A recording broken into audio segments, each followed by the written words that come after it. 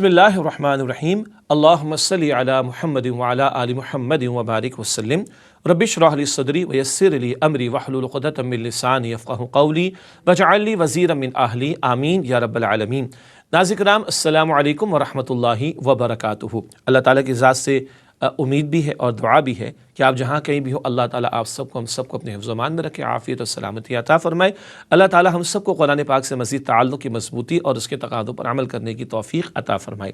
अल्लाह ताला ही के फज़ल करम से मुतालबात कुरान सीरीज़ का सिलसिला जारी है और आपके इल्म है कि अब अमल सालिह के हवाले से जो तीसरा हिस्सा इस सीरीज़ का है उसके दुरूस का मुताला हमारे पेश नज़र है। गुज़िश्ता नशिस्त में तीसरे हिस्से का पहला दर्स हमने मुकम्मल किया था।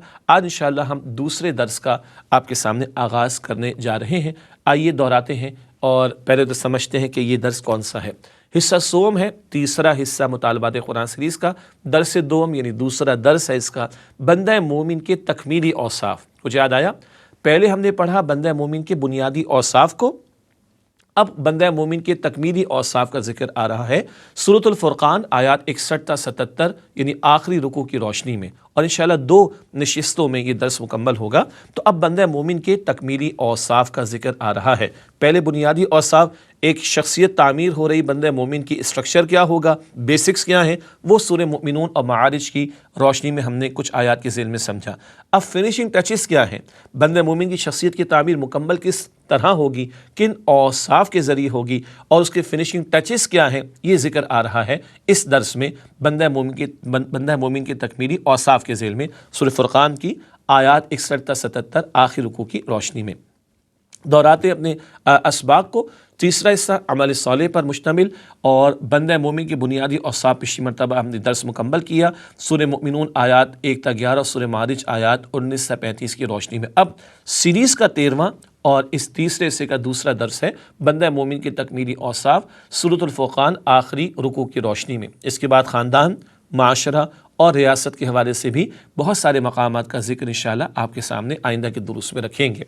बात को और आगे बढ़ाते हैं और सूरतुल फुरक़ान की कुछ आयात की हम तिलावत कर लेते हैं और फिर कुछ तमहीदी निकात और आयात के तज़किये के साथ बाकायदा मुताला आपके सामने रखेंगे। अऊज़ु बिल्लाहि मिनश शैतानिर रजीम, बिस्मिल्लाहिर रहमानिर रहीम। तबारकल्लज़ी जअल फ़िस्समाइ बुरूजन व जअल फ़ीहा सिराजन व क़मरन मुनीरा व हुवल्लज़ी जअल अल-लैल वन-नहार ख़िलफ़तन लिमन अराद अन यज़्ज़क्कर औ अराद शुकूरा व इबादुर रहमानिल्लज़ीन यमशून अलल अर्ज़ि हौनन व इज़ा ख़ातबहुमुल जाहिलून क़ालू सलामा। सदक़ल्लाहुल अज़ीम।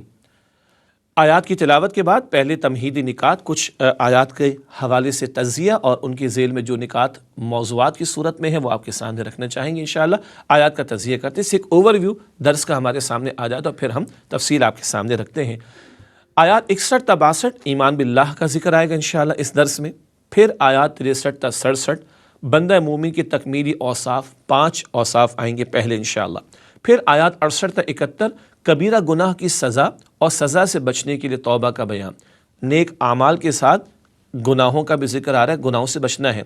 क्यों, ये तफसील आगे आपके सामने बाद में रखेंगे आइंदा के दर्स में, अगलब है या आज अगर मौका हुआ तो कुछ बात आज भी रखेंगे इंशाअल्लाह। फिर आयात 72 ta 74 बंदा मोमिन के तकमीली औसाफ यानी फिर औसाफ का बयान आएगा और ये भी तकरीबन 5 औसाफ होंगे। तो 5 × 5 10 औसाफ, कुछ आज और कुछ आइंदा की नशिस्त में इंशाअल्लाह। फिर इसी दर्स में आयात 75 ta 76 इबादुर रहमान का हसीन अंजाम और आखिर में आयत नंबर 77 ईमान बिर रिसालत का जिक्र। तो क्या खूबसूरत मामला है, दर्स के शुरू में ईमान बिल्लाह का बयान और दर्स के आखिर में ईमान बिर रिसालत का जिक्र आ रहा है इंशाअल्लाह ताला। और 10 औसाफ तकमीली औसाफ बंदे मोमिन की शख्सियत की तामीर के हवाले से इंशाअल्लाह हमारे सामने आएंगे। अब आइए आयात के तज़किये के बाद बाकायदा आयात पर गौर फ़िक्र शुरू करते हैं और बाकायदा मुताला आपके सामने रखते हैं। सबसे पहले सूरह फुरक़ान की आयात 61 और 62 जिसका उन्वान है ईमान बिल्लाह, इसके ताल्लुक़ से कलाम करते हैं। तबारकल्लज़ी जअल फ़िस्समाइ बुरूजा, बड़ी बाबरकत है वो ज़ात जिसने आसमानों में बुर्ज बनाए। लीजिए बुर्ज का लफ्ज़ भी आ गया। अब तो बड़े बड़े बुर्ज हम دبئی میں دیکھتے ہیں، اور اب ہمارے پاکستان میں بھی اسی کے تسلسل میں بلڈنگز کے نام برج رکھ دیے گئے۔ تو آئیے ہم بھی برج کو سمجھیں، یہ برج ہوتا کیا ہے، لیکن اس سے پہلے برکت کا لفظ ہم بہت استعمال کرتے ہیں، اور لفظ آیا تبارک۔ آئیے اس لفظ کو بھی جانیں، اور ایک بڑا پیارا نقطہ برکت کے پہلو کے اعتبار سے انشاءاللہ ہمارے سامنے آئے گا۔ تبارک لغوی معنی ہے بہت بابرکت ہونا یا بہت بابرکت ہو، بہت بابرکت ہونا یا بہت بابرکت ہو۔ نوٹ کر لیجئے گا، یہ لفظ اللہ تعالیٰ کی ذات کے ہی تعلق سے بیان ہو سکتا ہے یا استعمال ہو سکتا ہے، یعنی برکت دینے والا کون ہے؟ اللہ۔ وہ بابرکت ذات ہے جو برکت دینے والی ذات ہے اللہ سبحانہ وتعالیٰ کی۔ یہ لفظ اللہ تعالیٰ ہی کے لیے استعمال ہوتا ہے۔ برکت کسے کہتے ہیں؟ کسی شے کی خیر کی کثرت، سبحان اللہ، کسی شے کی خیر کی کثرت۔ تھوڑا اور اس کو اصحاب علم کی تعریفات جو انہوں نے بیان فرمائی اس کے ذیل میں سمجھیں تو کسی شے میں سبحان اللہ غیر محسوس طریقے پر اللہ کی نصرت اور مدد شامل ہو اور اس میں بڑھوتری، کثرت اور اضافہ ہو جائے، اس کو برکت کہا جاتا ہے، مگر غیر محسوس طریقے پر۔ اللہ اکبر۔ اصطلاحی معنی ایسی ہستی جو کسی شے کے خیر کو ظاہر کر دے، اور وہ کون ہے؟ اللہ سبحانہ و تعالیٰ۔ کل خیر کس کے اختیار میں ہے؟ اللہ سبحانہ و تعالیٰ کے اختیار میں۔ بیدک الخیر ہم قرآن کریم میں پڑھتے ہیں، سورہ آل عمران میں، اللہ کل خیر تو تیرے ہی ہاتھ میں ہے۔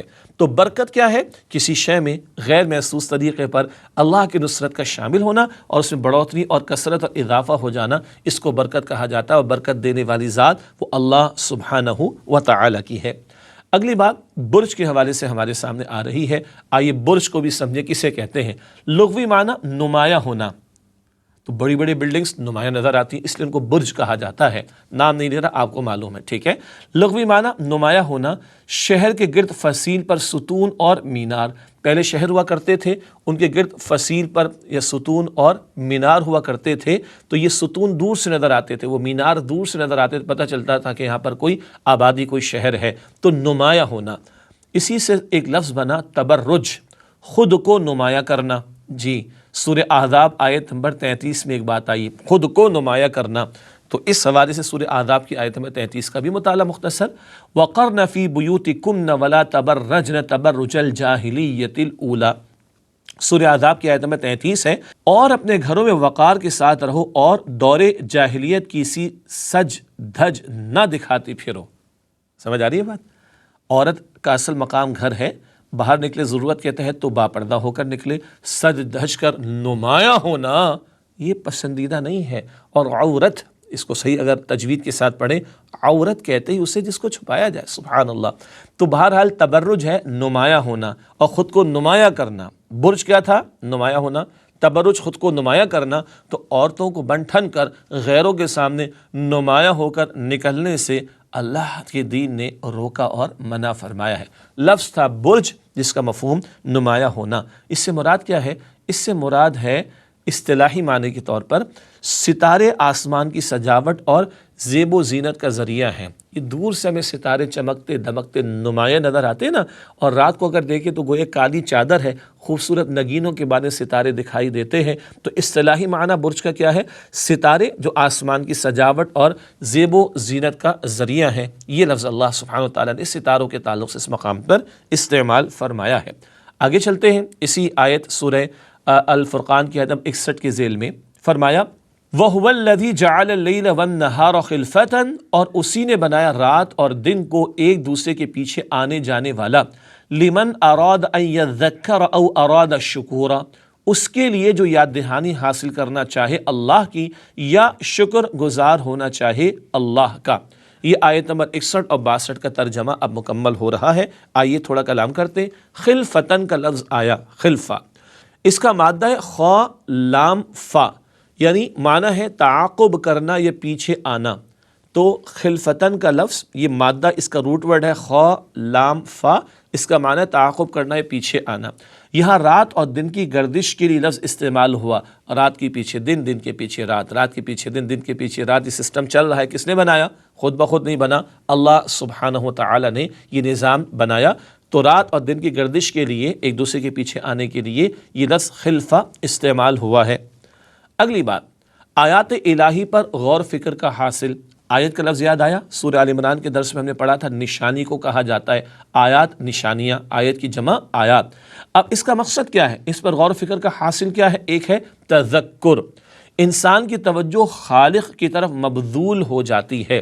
اس کائنات میں نشانیاں، ہمارے وجود میں نشانیاں، غور و فکر کرنے والا اس نتیجے پر پہنچے گا کوئی تو ہے جو نظام ہستی چلا رہا ہے، وہی خدا۔ یہ الل ٹپ نہیں ہے، یہ آٹومیشن پہ نہیں ہے، خود بخود نہیں ہے، یہ بائی ایکسیڈنٹ نہیں ہوا، اللہ ہے خالق کائنات جس نے سب کو بنایا۔ یہ نشانیاں اس اللہ کی یاد ہمیں دلاتی، اس کی توجہ کو مبذول کرا دیتی ہیں۔ اور ایک ہوتا ہے تدبر کا پہلو، یعنی تمام مظاہر قدرت انسان کے فائدے کے لیے تخلیق کیے گئے ہیں۔ ایک تو یہ نشانیاں بتاتی کوئی ہے پیدا کرنے والا، بندہ اور غور و فکر کرتا ہے تو نظر آتا ہے یہ سورج کا نظام، یہ چاند کا نظام، یہ دن رات کا نظام، یہ سب کچھ میرے فائدے کے لیے۔ بندہ گہرا غور و فکر کرے گا۔ تدبر کیا ہے؟ گہرا غور و فکر۔ سورہ عصر کے درس میں تذکر تدبر کا فرق بھی آیا تھا۔ تذکر سرسری غور و فکر، تدبر گہرا غور و فکر۔ تو لگتا ہے یہ مظاہر قدرت جو اس کائنات میں نشانیاں ہیں اور یہ سسٹمز جو اللہ سبحانہ و تعالیٰ نے بنائے، یہ انسانوں کی بھلائی کے لیے، ان کے فائدے کے لیے اللہ سبحانہ و تعالیٰ نے ان کو تخلیق فرمایا ہے۔ اور ایک اور بات اس آیت کریمہ میں آئی، او اراد شکورا، یا جو شکر گزار ہونا چاہے۔ جب بندہ اس کائنات پر غور و فکر کرتا ہے، خالق کو پہچانتا ہے، اپنے آپ پر غور و فکر کرتا ہے، اپنی بے بسی کو پہچانتا ہے، اپنی محتاجی کو، اور خالق کے مظاہر قدرت و نعمتوں پر غور و فکر، شکر کا جذبہ اس میں پیدا ہوتا ہے۔ تو یہ دن رات کا نظام، یہ کائنات کا سسٹم، اس پر غور و فکر کا حاصل کیا، خالق یاد آئے، اس کی نعمتوں پر غور و فکر کا احساس پیدا ہو، اور اس غور و فکر کے نتیجے میں بندہ خالق کو پہچان کر اس کی نعمتوں کا اعتراف کر کے اس کا شکر گزار بندے کی کوشش کرے۔ یہ دو آیات میں ایمان باللہ کا ذکر آیا۔ ناظرین کرام ایک وقفہ لیتے ہیں، اس کے بعد اگلی آیات سے عباد الرحمن کی بہت پیاری صفات کا ذکر ہمارے سامنے انشاءاللہ آئے گا۔ ملاقات ہوتی ہے ایک وقفے کے بعد۔ السلام علیکم ورحمۃ اللہ وبرکاتہ۔ السلام علیکم ورحمۃ اللہ وبرکاتہ۔ ناظرین کرام خوش آمدید کہتے ہیں آپ کو۔ مطالبات قرآن سیریز کا سلسلہ جاری ہے اور تیسرے حصے کا دوسرا درس اس وقت ہمارے سامنے ہے۔ اب آئیے مطالعہ آگے بڑھاتے ہیں، اور اگلی آیات 63 تا 67 ان آیات میں بندہ مومن کے تکمیلی اوصاف کا ذکر آئے، اور تقریباً 5 اوصاف ہمارے سامنے آئیں گے انشاءاللہ تعالی۔ اعوذ باللہ من الشیطان الرجیم، بسم اللہ الرحمن الرحیم۔ وعباد الرحمن الذین یمشون علی الارض ہونا، اور رحمان کے بندے زمین پر چلتے ہیں آہستگی سے۔ وَإِذَا خَاطَبَهُمُ الْجَاهِلُونَ قَالُوا سَلَامًا، اور جب ان سے الجھتے ہیں جذباتی لوگ تو وہ کہتے ہیں سلام۔ یہ سورہ فرقان کی آیت نمبر 63 کا ترجمہ ہے۔ عباد الرحمن یہ الفاظ یہاں پر آئے، بڑا پیارا انداز ہے جو اللہ تعالیٰ نے اختیار فرمائے۔ آئیے اس کو جانیں۔ اللہ تعالیٰ کے محبوب بندوں کو عباد الرحمن کہہ کر پکارا گیا۔ بڑا پیارا انداز ہے، بندوں کے لیے عباد الرحمن کی اصطلاح اللہ تعالیٰ نے استعمال فرمائی ہے۔ بڑا خوبصورت خطاب ہے جو اللہ سبحانہ و تعالیٰ نے اختیار فرمایا۔ کسی بھی انسان کے لیے لفظ عبد اللہ کو بہت ہی عزیز ہے، اور اللہ کی نگاہوں میں سب سے بڑے محبوب کون ہے؟ محمد مصطفیٰ صلی اللہ علیہ وسلم۔ ان کے لیے بھی عبد کا لفظ قرآن کریم میں کئی مرتبہ اللہ نے استعمال فرمایا، اور ہم بھی شہادت واشہد ان محمدً عبدہ ورسولہ گواہی دیتے ہیں صلی اللہ علیہ وسلم۔ ہاں وہ عام بندے نہیں ہیں، اللہ کے سب سے زیادہ برگزیدہ چنے ہوئے بندے ہیں۔ البتہ کسی بھی انسان کے لیے لفظ عبد اللہ کو بہت ہی عزیز ہے، اور عبد کی جمع عباد ہے، اور عباد الرحمن کہا گیا۔ اللہ رحمان ہے، وہ اپنے بندوں میں بھی رحمت اور شفقت کا جذبہ دیکھنا چاہتا ہے۔ کرو مہربانی تم اہل زمیں پر، خدا مہربان ہوگا عرش بری پر۔ یہ شعر بھی ایک حدیث مبارک کی ترجمانی ہے۔ ارحم من فی الارض یرحمک من فی السماء، تم زمین والوں پر رحم کرو، آسمان والا تم پر رحم فرمائے گا۔ تو اللہ یہ ٹائٹل ہمیں دے کر ہم سے چاہتا ہے کہ ہمارے اندر رحمت کا، شفقت کا، محبت کا، دوسروں کی کیئرنگ کا، سمپتھی کا جذبہ پیدا ہونا چاہیے۔ بہرحال ایک اور اہم نقطہ لفظ عبد کے استعمال میں، یہ لفظ شرک کی جڑ کاٹ دیتا ہے اور انسان کے مقصد تخلیق یعنی عبادت کو ظاہر کرتا ہے۔ دنیا میں مشرکانہ رویے اختیار کرنے والوں اور مشرکانہ عقائد رکھنے والوں نے مخلوق میں سے کسی کو خدا اور معبود کا درجہ دیا، معاذ اللہ۔ ارے وہ سارے بندے ہیں، بندہ تو محتاج ہوتا ہے، بندے کو تم معبود کیسے بناتے ہو؟ تو عبد کہہ کر اللہ شرک کی جڑ کاٹ رہا ہے، اور اس میں بندے کی مقصد تخلیق کے حوالے سے بات بیان کی جا رہی ہے۔ اور اللہ تعالیٰ قرآن کریم میں بیان فرماتا ہے سورہ داریات کی آیت نمبر 56 میں، وَمَا خَلَقْتُ الْجِنَّ وَالْإِنسَ إِلَّا لِيَعْبُدُونَ، اللہ فرماتے ہیں میں نے تمام جنات اور انسانوں کو صرف اپنی عبادت کے لیے پیدا کیا ہے۔ زندگی آمد برائے بندگی، زندگی بے بندگی شرمندگی۔ یہ تو عباد الرحمن کی ٹائٹل پر تھوڑا کلام ہوا، اب صفات کیا بیان ہو رہی ہیں، آئیے ان پر کلام کرتے ہیں۔ عباد الرحمن کی پہلی صفت تواضع اور انکساری، عاجزی ہونا، انکساری ہونا، تواضع ہونا، اکڑ نہ ہونا، تکبر نہ ہونا، یہ بات بیان ہو رہی ہے۔ یمشون علی الارض ہونا، رحمان کے بندے کون ہیں؟ زمین پر چلتے ہیں آہستگی کے ساتھ۔ لکھا ہے ہم نے عباد الرحمن کی چال ظاہر کرتی ہے کہ وہ خود کو آقا نہیں بلکہ بندہ سمجھتے ہیں۔ ان کی چال، ان کا اٹھنا بیٹھنا بھی بندوں کی طرح ہوتا ہے، وہ اکڑ کر سینے تان کر اللہ اکبر متکبرانہ انداز میں نہیں چلتے، نرمی سے چلتے ہیں، آہستگی سے چلتے ہیں۔ ان کی نشست سے، بیٹھنے سے، اٹھنے سے، چلنے سے، پھرنے سے بندگی کا اظہار ہوتا ہے۔ اللہ اکبر کبیرہ۔ اللہ کے نبی صلی اللہ علیہ وسلم کے چلنے کی رفتار مناسب ہوتی اور کیفیت ایسی کہ تھوڑا اگلا حصہ جسم کا جھکا ہوتا، محسوس ہوتا اللہ کا ایک بندہ زمین پر چل رہا ہے۔ حضور جب بیٹھتے تو بڑی ایک عاجزی کی کیفیت بھی ہوا کرتی تھی، اور حضور یہ بھی دعا کرتے تھے صلی اللہ علیہ وسلم، اے اللہ مجھے مسکینوں میں رکھ اور مجھے مسکینوں میں اٹھا۔ یہ عاجزی انتہا درجے کی تھی حضور نبی کریم صلی اللہ علیہ وسلم میں۔ اس کے برعکس کیا ہے؟ اکڑ، تکبر، وہ اللہ کو انتہائی ناپسند ہے۔ صحیح مسلم شریف کی روایت، نبی اکرم صلی اللہ علیہ وسلم نے ارشاد فرمایا، لا يدخل الجنت من كان في قلبه مثقال ذرة من کبر، ایسا شخص جنت میں داخل نہ ہوگا جس کے دل میں ذرے کے برابر بھی تکبر ہوگا۔ اللہ تعالیٰ مجھے اور آپ کو تکبر کی ہر شکل اور نوعیت اور کیفیت سے محفوظ فرمائے۔ المتکبر، اللہ کی ذات، تکبر اللہ کو بالکل پسند نہیں۔ تو رحمان کے بندے پہلی صفت، وہ زمین پر نرمی سے، آہستگی سے، بندگی والی چال کے ساتھ چلتے ہوئے دکھائی دیتے ہیں۔ اگلی بات، دوسری صفت، عباد الرحمن کی دوسری صفت دعوت و تبلیغ کے حوالے سے حکمت، موقع و محل کی مناسبت سے دعوت دین دوسروں تک پہنچاتے ہیں۔ بات کیا آئی؟ وَإِذَا خَاطَبَهُمُ الْجَاهِلُونَ قَالُوا سَلَامًا، اور جب ان سے الجھتے ہیں جذباتی لوگ تو وہ کہتے ہیں سلام۔ تو وہ سلام کا مطلب، چلو بھائی ٹھیک ہے، السلام علیکم، السلام علیکم کہہ کے علیحدہ ہونا، اگر کوئی جھگڑنا شروع کر دے، اگر کوئی جہالت پر اتر آئے، یا سلامتی کا رویہ ٹٹ فار ٹیٹ نہیں، اینٹ کا جواب پتھر سے نہیں، مار دھاڑ نہیں، ڈٹ جانا اور محاذ بنا لینا نہیں، عمدگی کے ساتھ سلامتی کا رویہ اختیار کر کے علیحدہ ہو جانا، یہ ویسے بھی مطلوب ہے۔ لڑنا جھگڑنا خواہ اس کی کوئی حاجت نہیں ہے، اور خواہ دوسرا اور طیش میں آ کر الٹا سیدھا کچھ معاملہ کر جائے تو اپنے بھی اور ہمارا بھی نقصان کرے گا۔ تو رحمان کے بندے الجھتے نہیں ہیں نادانوں سے، سلام کہہ کر یہ سلامتی کا رویہ اختیار کر کے علیحدہ ہو جاتے ہیں۔ کیوں؟ جس بندے نے اللہ کی بندگی کرنے کے ساتھ دوسروں کو بندگی کی دعوت دینی ہے، وہ موقع محل کی مناسبت سے دعوت دے گا نا۔ اگلا طیش میں آ گیا، غصے میں آ گیا، اکڑ میں آ گیا، محاذ بنانے پر آ گیا تو وہ سننے کو تیار ہی، فائدہ کیا ہے اس کا؟ تو موقع ایسا رہے آئندہ، اپارچونٹی رہے آئندہ کے لیے، اور امکانات رہے آئندہ کے لیے کہ اس کو میں نے دعوت پیش کرنی ہے، تو وہ جھگڑتے نہیں ہیں۔ بڑا پیارا سادہ سے ایک شعر ہے کسی کا کہ مذہبی بحث میں نے کبھی کی ہی نہیں، مذہبی بحث میں نے کبھی کی ہی نہیں، فالتو عقل مجھ میں تھی ہی نہیں۔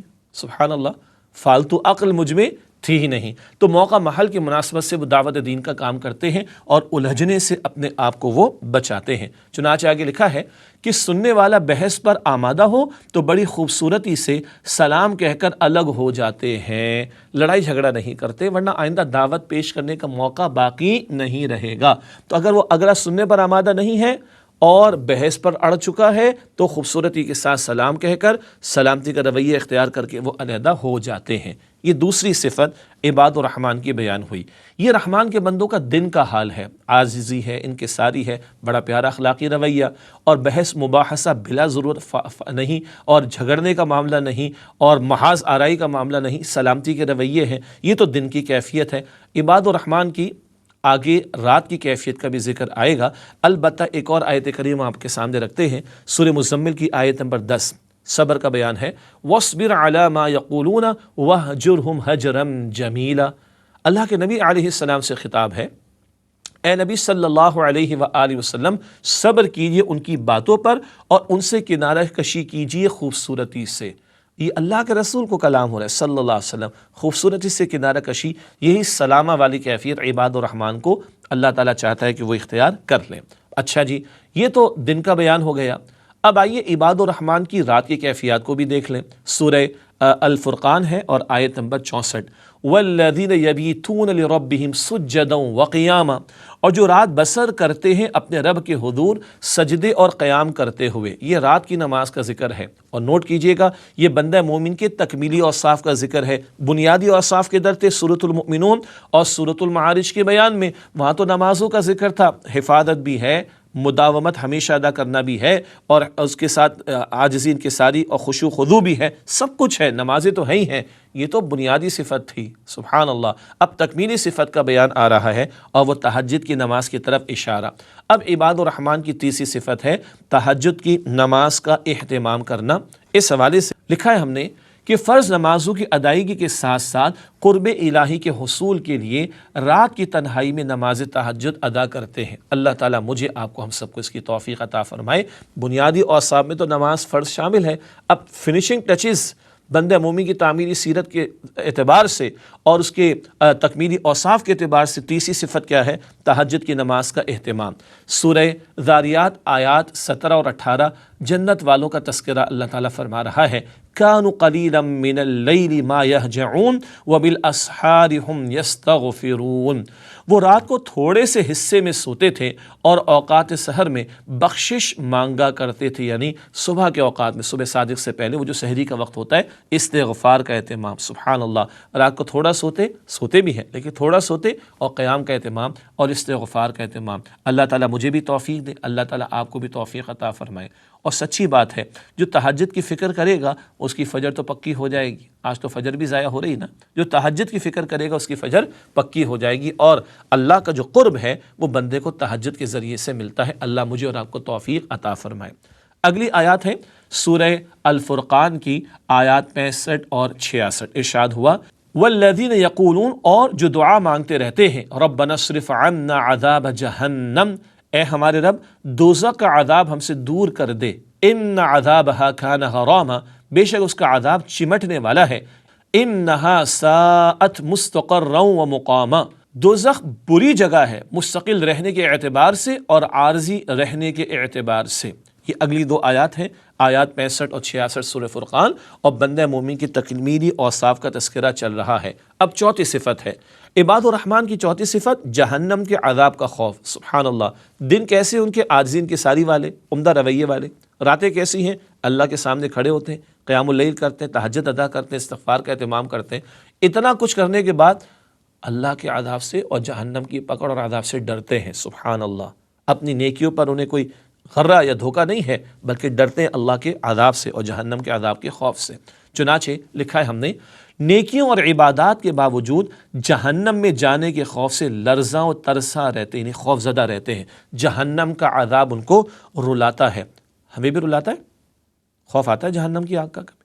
آج ہم لوگ کہاں روتے ہیں؟ لوگ روتے ہیں کرکٹ میں پاکستان فلاں ملک سے ہار گیا، اور فلاں ملک جو ہے وہ فٹ بال کے اندر ہار گیا، اور فلاں جو ہے وہ فلاں برانڈڈ قسم کی فلاں شے مجھے نہیں ملی، وہ نیا اسمارٹ فون نہیں ملا، وہ نئی برانڈڈ کار نہیں ملی، بس کیا کرے 50 لاکھ کے خرچ ہوئے بچے کی شادی پہ، ہم کروڑ روپے خرچ نہیں کر سکے۔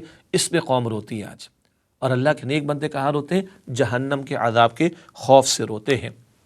جہنم انتہائی بری جگہ ہے، خواہ وہاں کسی نے ہمیشہ رہنا ہو یا عارضی طور پر۔ اللہ ہم سب کو جہنم کے عذاب سے محفوظ رکھے۔ تھوڑی دیر بھی کوئی ادھر تو شدید عذاب، اور جو ہمیشہ وہاں رہے گا شدید ترین عذاب میں مبتلا رہے گا۔ اللہم اجرنا من النار، اے اللہ سبحانہ وتعالی ہم سب کو جہنم کے عذاب سے محفوظ فرما۔ ناظرین کرام، ایک وقفہ لیتے ہیں، اس کے بعد سورہ فرقان کی مزید آیات کا مطالعہ انشاءاللہ آپ کے سامنے رکھیں گے۔ ملاقات ہوتی ہے ایک وقفے کے بعد۔ السلام علیکم ورحمۃ اللہ وبرکاتہ۔ السلام علیکم ورحمۃ اللہ وبرکاتہ۔ ناظرین کرام خوش آمدید کہتے ہیں آپ کو۔ مطالبات قرآن سیریز کا سلسلہ جاری، تیسرے حصے کا مطالعہ ہم کر رہے ہیں، اس کا دوسرا درس ہے، اور سورہ فرقان کی آیات کی روشنی میں عباد الرحمن کی تکمیلی اوصاف کو ہم جان رہے ہیں، اور 4 صفات ہمارے سامنے آئیں۔ اگلی آیت میں ایک اور وصف اور صفت بندہ مومن کے حوالے سے تکمیلی اوصاف کے ذیل میں بیان ہو رہا ہے۔ آئیے مطالعہ شروع کرتے ہیں۔ اعوذ باللہ من الشیطان الرجیم، بسم اللہ الرحمن الرحیم۔ والذین اذا انفقوا لم یسرفوا، اور جب وہ خرچ کرتے تو اسراف نہیں کرتے، ولم یقتروا، اور نہ بخل کرتے ہیں، وکان بین ذلک قواما، اور ان کی روش ہوتی ہے اعتدال کی۔ یہ سورہ فرقان کی آیت نمبر 67 کا ترجمہ۔ آئیے اس آیت کریمہ کے ذیل میں کچھ تشریح آپ کے سامنے رکھتے ہیں۔ عباد الرحمن کی 5ویں صفت ہے کفایت شعاری اور میانہ روی، پوری زندگی کا بھی طرز عمل اور مالی امور میں بھی درمیانے راستے کو اور میانہ روی کو اختیار کرنا۔ چنانچہ تشریح کے حوالے سے پہلی بات آپ کے سامنے رکھنا چاہیں گے، ضروریات زندگی کی فراہمی کے لیے انتہائی احتیاط اور کفایت شعاری سے مال خرچ کرتے ہیں۔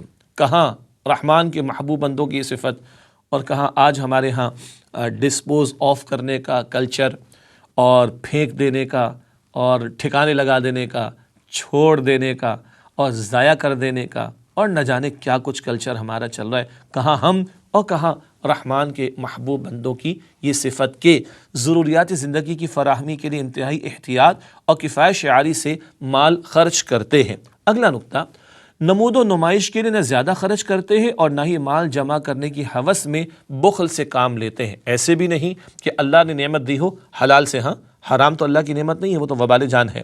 اللہ نے نعمت دے رکھی ہے اور استعمال بھی نہ کریں، یہ کنجوسی، یہ بھی غلط۔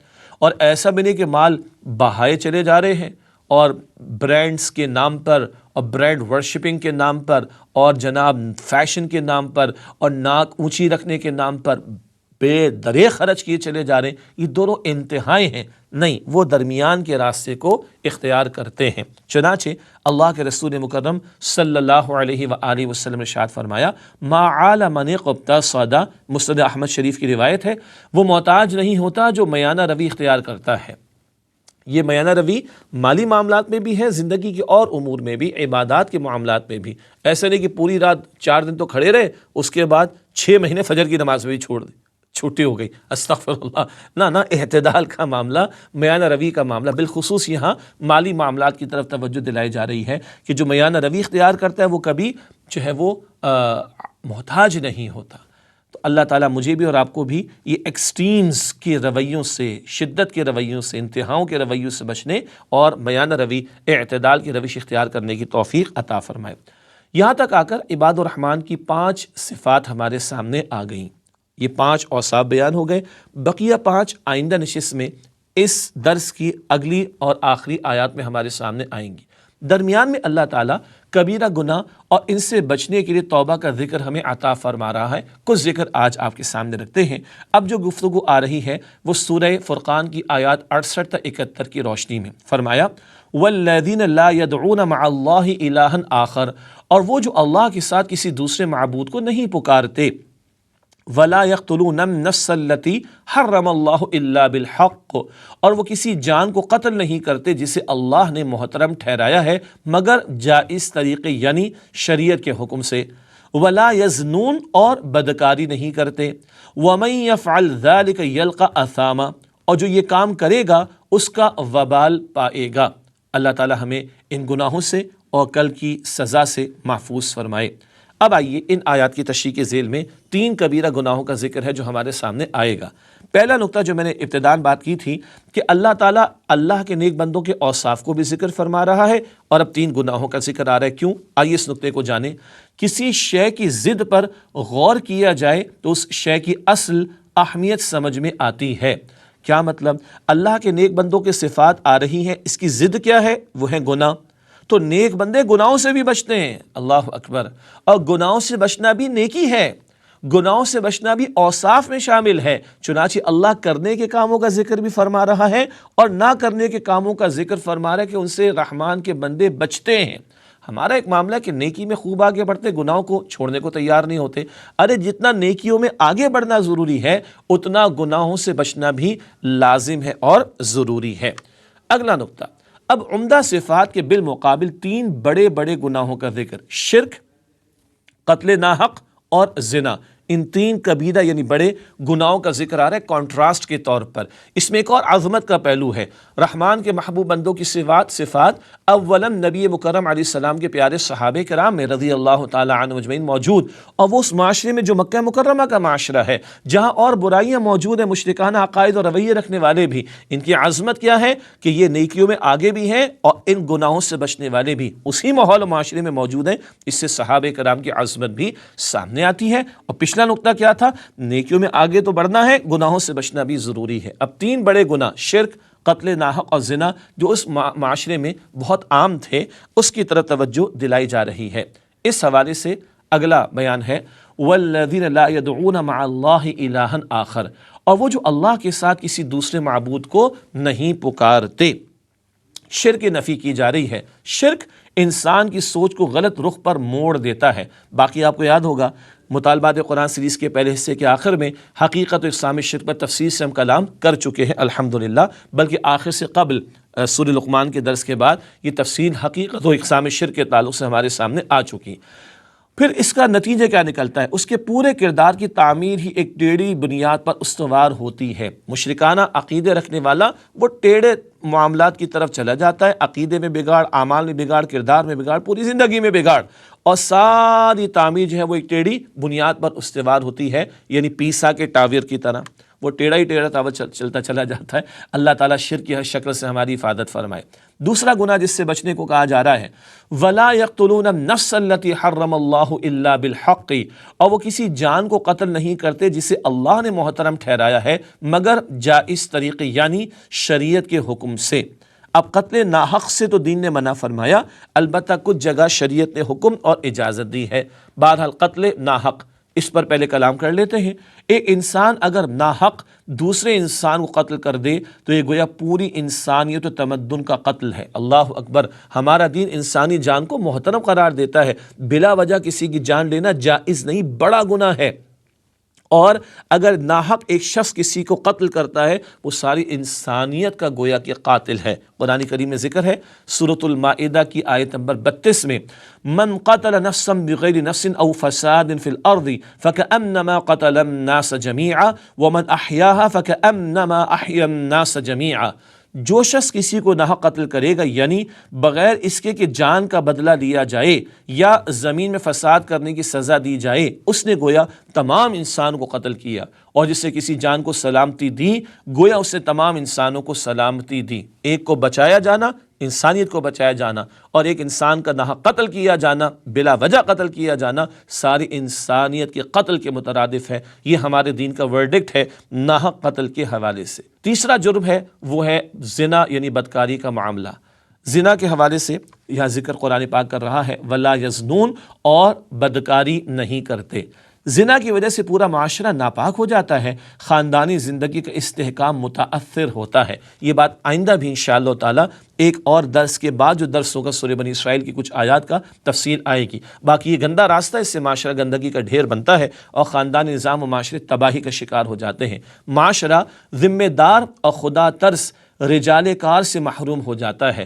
نکاح کا پاکیزہ بندھن ہو، گھر بنتا ہے، ماں باپ شفقت سے اولاد کی پرورش کرتے ہیں، ذمہ دار افراد معاشرے کو میسر آتے ہیں۔ جی جب گھر ہی نہیں بنیں گے تو لوگ خود غرضی میں مبتلا ہوں گے، کہاں خدا ترس قسم کے لوگ، کہاں ذمہ دار قسم کے لوگ معاشرے کو میسر آئیں گے؟ تو اللہ تعالیٰ کا دین زنا سے منع فرماتا ہے، حرام قرار دیتا ہے اس کو۔